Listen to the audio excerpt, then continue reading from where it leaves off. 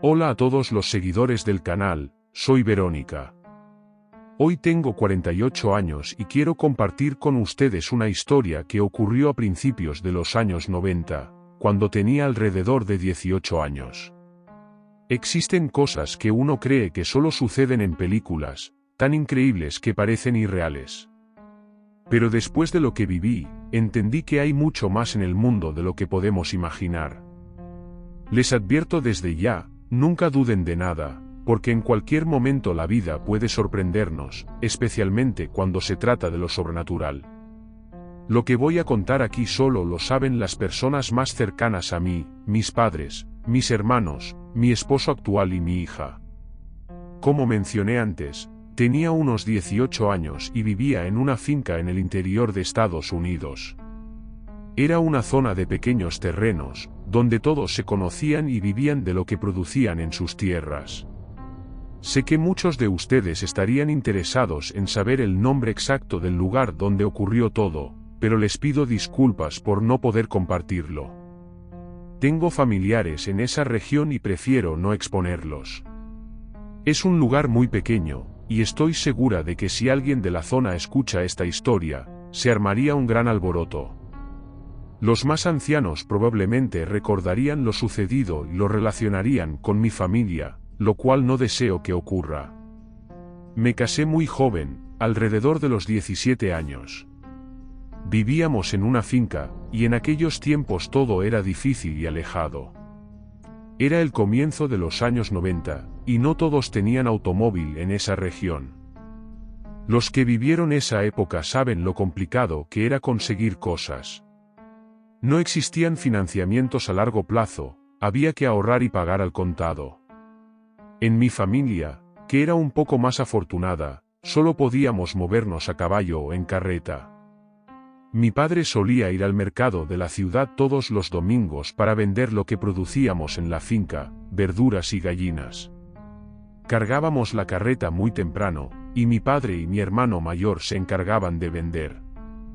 En una ocasión, mi hermano no pudo acompañar a mi padre por un problema dental, así que yo, siendo la segunda mayor, fui a su lugar para ayudar. Ese día comenzaría una de las experiencias más aterradoras de mi vida.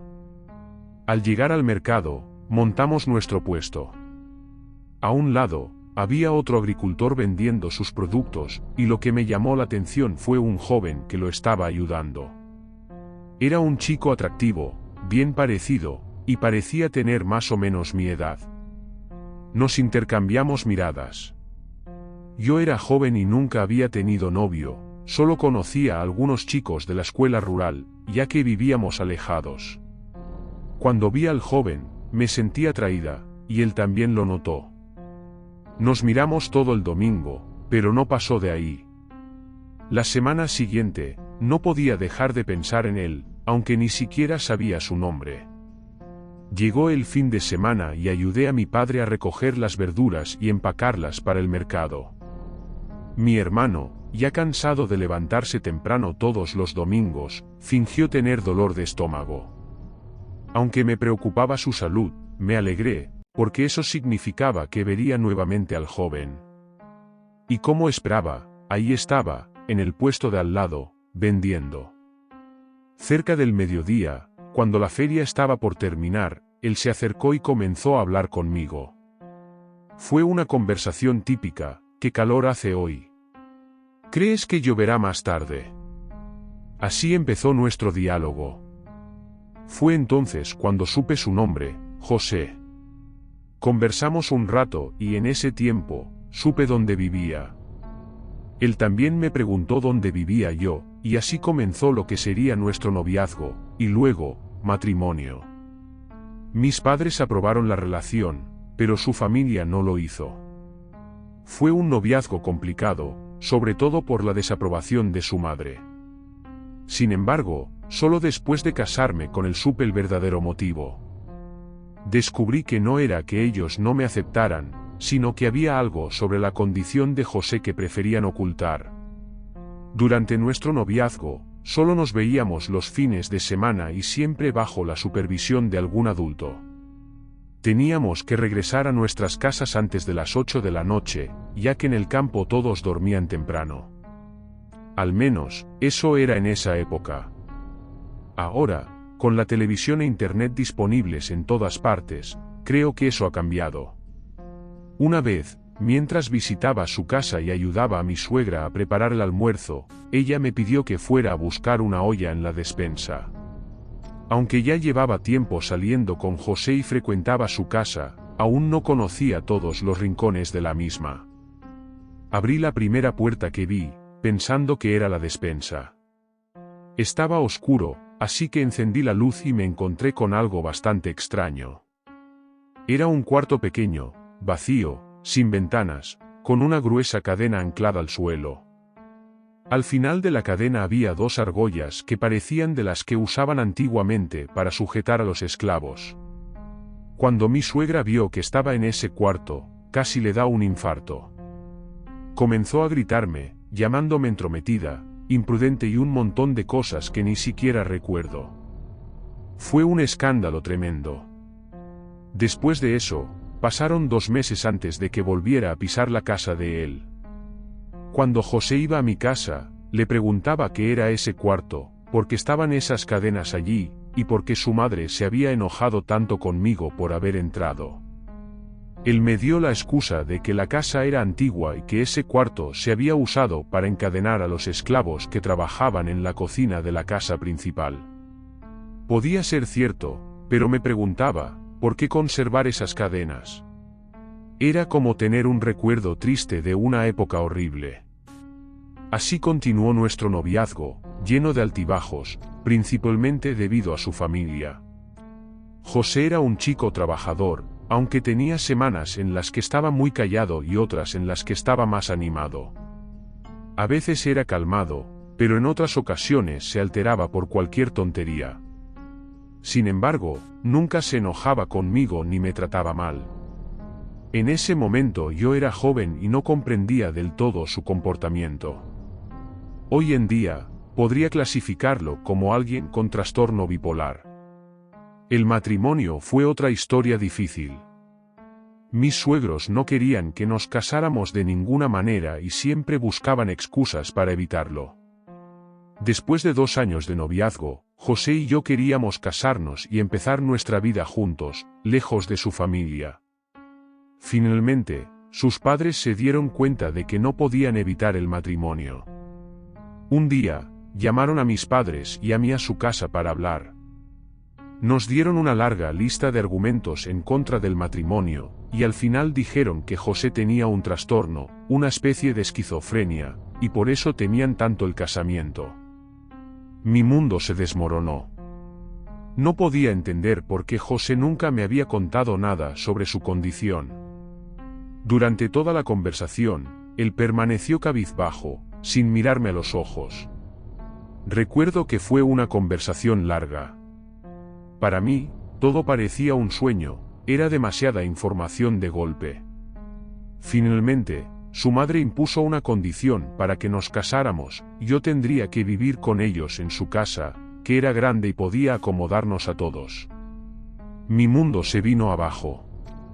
No solo descubrir que José sufría de una enfermedad que desconocía por completo, sino que también tendría que vivir con sus padres, algo que menos deseaba.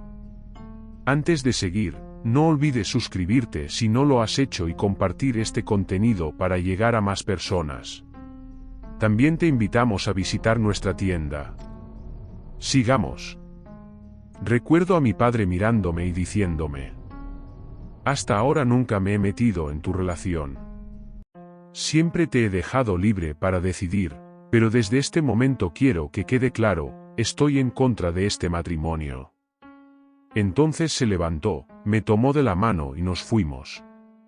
Recuerdo mirar hacia atrás José llorando, y claro, yo también estaba llorando mucho. Pasó un mes sin que viera a José hasta que un día apareció en el sitio.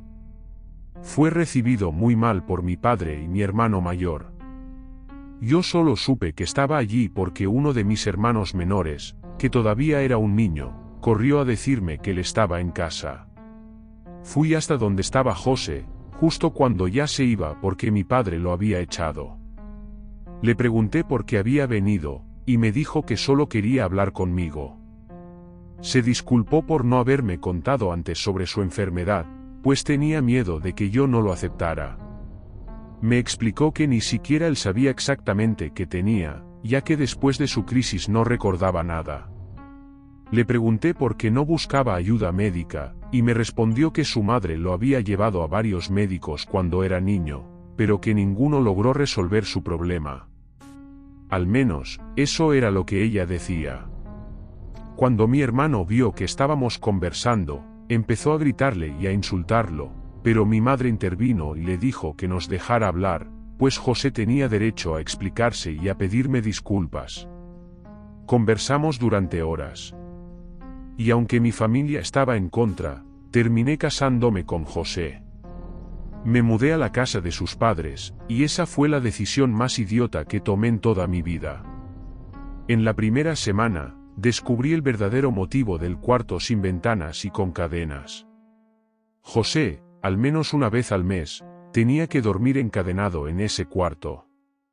Según su madre, era por su trastorno, ya que temía que se escapara o lastimara a alguien, pues se ponía fuera de sí. Lo extraño era que esto siempre ocurría los viernes. A mediodía, José comenzaba a dar señales de que algo no iba bien. Su cambio de humor era notable, y parecía otra persona. Al atardecer, él mismo se encerraba en ese cuarto, y su madre se aseguraba de que estaba bien sujeto con esas cadenas. Intenté quedarme con él en esas noches, pero su madre insistía en que no era seguro, ya que José no recordaba lo que ocurría durante esa crisis.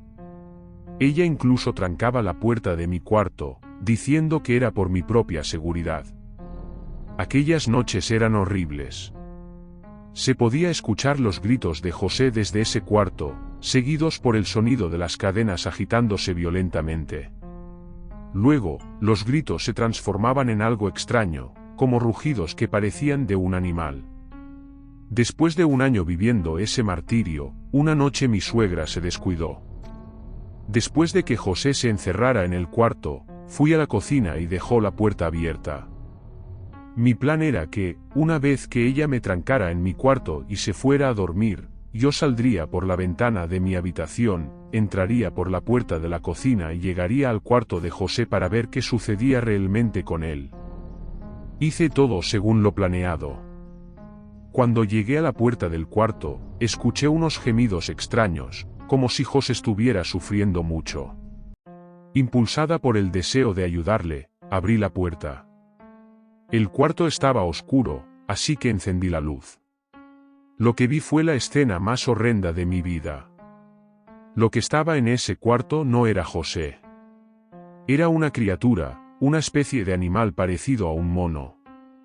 Lo que me salvó fueron las cadenas mezcladas con la criatura, una especie de mezcla entre perro y cerdo, saltó hacia mí y estuvo a centímetros de alcanzarme. Sentí su aliento caliente en mi rostro antes de desmayarme por completo. Desperté en el sofá con los gritos de mi suegra resonando en mis oídos. Ella decía, «Te lo dije. Te lo advertí que esto iba a pasar». A medida que los ánimos se calmaban, comenzó a recuperar el sentido y pregunté si todo aquello era real o si solo había sido una pesadilla.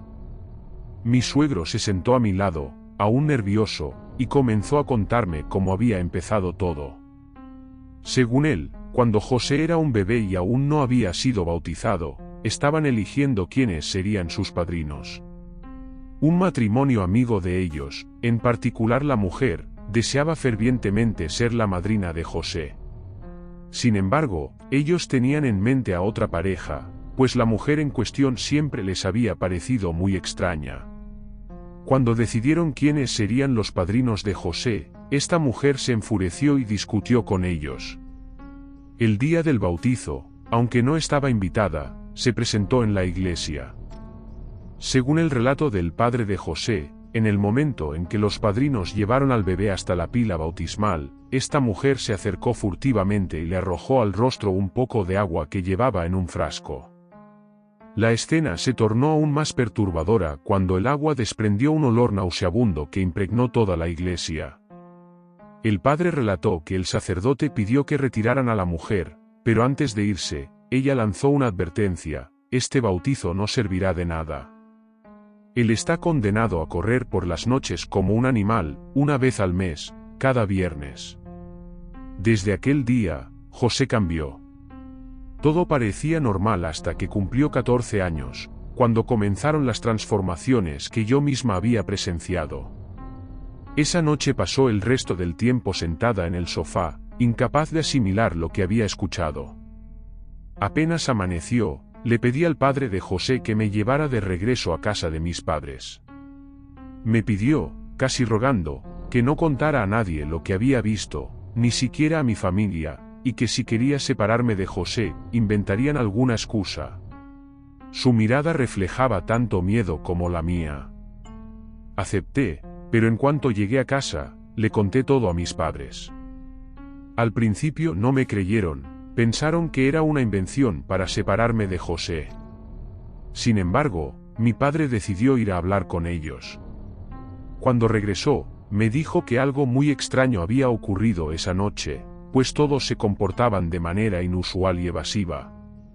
Mi padre, aún insatisfecho, investigó lo que había pasado durante el bautizo de José, descubrió que la historia del agua era cierta.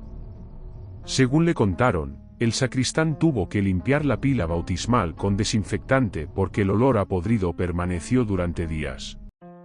Parecía como si un animal muerto hubiera estado en la capilla. En el pueblo, todos conocieron esta historia, que quedó marcada por años, aunque probablemente ahora haya caído en el olvido. Después de lo ocurrido, mi padre me envió a vivir con un tío en otra ciudad. Vendió la finca y compró otro sitio, lejos del lugar donde todo había pasado. Sé que José sigue vivo, aún reside en la misma casa y nunca se volvió a casar. Sus padres, aunque muy ancianos, también siguen con vida. Yo quedé tan traumatizada por todo esto que tardé casi 10 años en volver a tener una relación con alguien. Hoy estoy casada y tengo una hija de 18 años que, curiosamente, me presentó tu canal. Es por ella que me animé a contar esta historia, aunque jamás volvería a ese lugar ni por todo el oro del mundo. Siempre me han gustado estas historias, y me identifico con algunas por lo que he vivido. Estoy seguro de que la criatura en la que José se transformó era un hombre lobo. Sé que algunos creen en estas cosas y otros no, pero estoy convencida de que existen muchas cosas ahí afuera que ni siquiera imaginamos. Por suerte, ahora vivo muy lejos de aquella ciudad. Pero no puedo evitar pensar en que pasará el día que los padres de José mueran. ¿Quién lo encerrará en ese cuarto entonces? Espero que te guste y que lo cuentes en tu canal, para que sirva de advertencia a quienes no creen en la maldad de las personas. Abrazos. Hola, buenas noches. Mi nombre es Luis Alberto, tengo 52 años y actualmente vivo en Monterrey, Nuevo León, aunque nací y crecí en un pequeño pueblo del interior del estado de Durango llamado San Sebastián del Oeste. Esta noche vengo a contarles sobre el peor momento de mi vida, algo que sucedió cuando tenía apenas 20 años. Fue entonces cuando descubrí un oscuro secreto sobre mi padre: él se convertía en un hombre lobo. Nací y me lloré en el campo, en una humilde casa de adobe situada en medio de la nada. No teníamos agua entubada ni electricidad.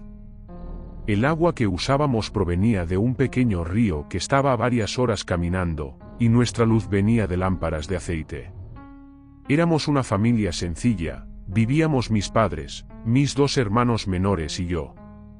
Aunque la vida era dura, nunca nos faltó comida ni ropa, gracias al esfuerzo de mi padre, que era agricultor. Cultivaba maíz, frijol, sandías y yucas, y además criaba algunos cerdos y gallinas. Por su parte, mi madre era costurera, de vez en cuando, viajaba al centro del pueblo para vender sus creaciones. Siempre la acompañaba en esos viajes, aprovechando para visitar a mis abuelos, que vivían en el centro de San Sebastián del Oeste. Fue durante una de esas visitas que descubrió el macabro secreto de mi padre. Desde niño, escuchaba a mis tíos maternos llamar a mi papá el hombre lobo. Nunca entendí por qué. Pensaba que era un simple apodo, tal vez porque mi padre tenía una melena de cabello muy horrible y desordenado. Un día, la curiosidad pudo más que yo, y decidí preguntarles directamente la razón de ese sobrenombre. El primero en responder fue mi tío Joaquín. Me contó algo que cambió mi vida para siempre. Hace 30 años, tu papá llegó a San Sebastián. Era un forastero, nadie sabía de dónde venía. Poco después de su llegada, comenzaron a aparecer informes de un hombre lobo en la región. Como nadie conocía a tu padre, la gente comenzó a sospechar de él. Pero tu mamá se enamoró de él, se casaron y se mudaron a ese rincón apartado donde ustedes viven ahora. Curiosamente, desde que él fue a vivir allá, dejaron de aparecer reportes del hombre lobo. Quedé impactado con lo que escuché. Nunca había conocido a la familia de mi padre ni sabía nada sobre sus orígenes. Era como si no tuviera pasado. Él jamás hablaba del tema, lo que hacía que el misterio fuera aún mayor. Intrigado, decidí preguntarles a otros tíos sobre la historia, y todos me contaron lo mismo. Aquella noche, regresó a casa llena de dudas. ¿Sería cierto lo que decían? ¿Era posible que mi padre realmente se convirtiera en un hombre lobo? Las preguntas no dejaban de atormentarme. Para mí, mi padre siempre había sido un hombre trabajador y silencioso.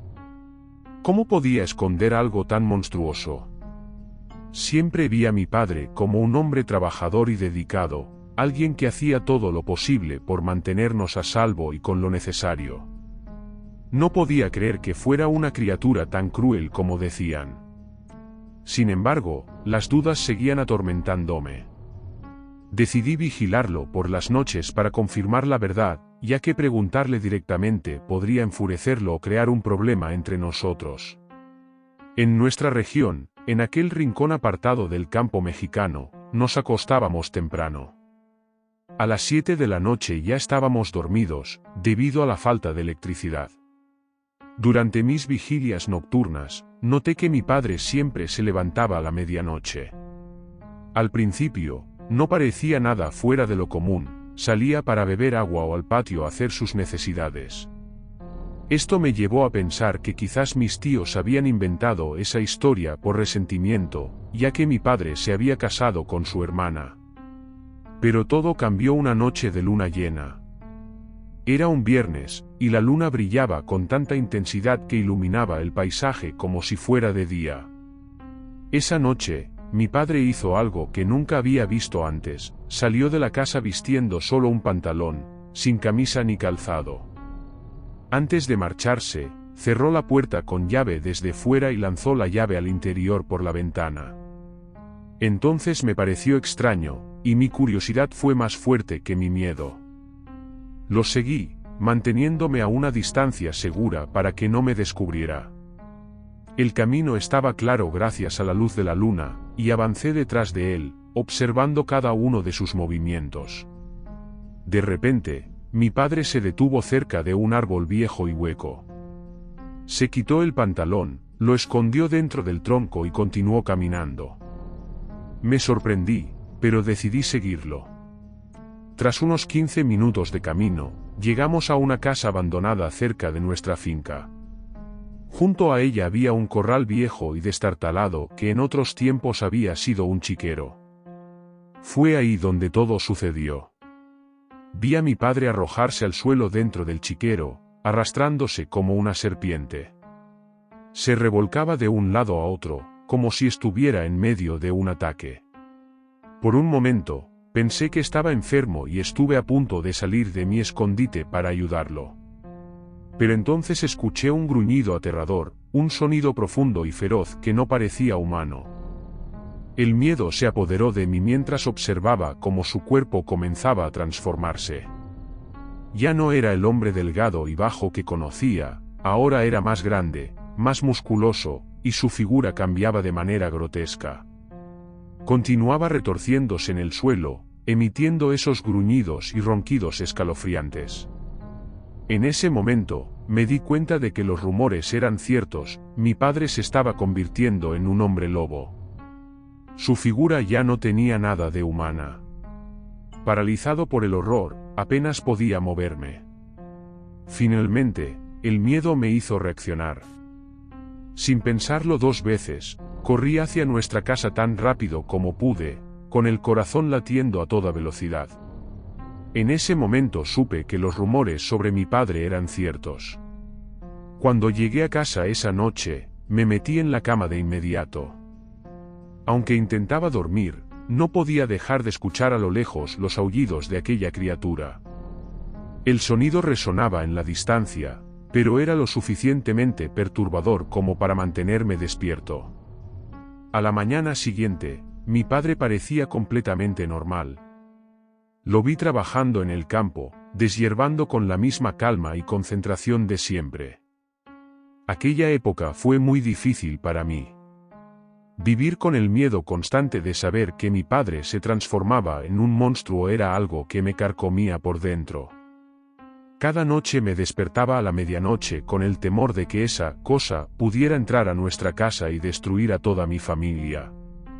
Con el tiempo, los días se convirtieron en años, y en 2003, mi padre falleció de causas naturales. Murió mientras descansaba en su hamaca, bajo el tejado del corredor de nuestra casa. Era una tarde soleada y tranquila, casi como si la naturaleza quisiera despedirlo en paz. Lo enterramos en el suelo del pequeño cementerio local, ya que no teníamos un panteón familiar ni recursos para construirle un mausoleo. Con el paso de los años, el lugar cambió mucho, las familias comenzaron a construir tumbas y mausoleos en el área, y eventualmente perdimos la ubicación exacta de su entierro. Quizás alguien terminó construyendo una tumba encima del lugar donde lo sepultamos. Mi padre era un hombre trabajador y dedicado a su familia. Nunca supimos de dónde venía ni quién era realmente. Solo sabíamos su nombre, Severiano. Su único defecto, si es que se puede llamar así, era que en las noches de luna llena se transformaba en un hombre lobo. Buenas noches.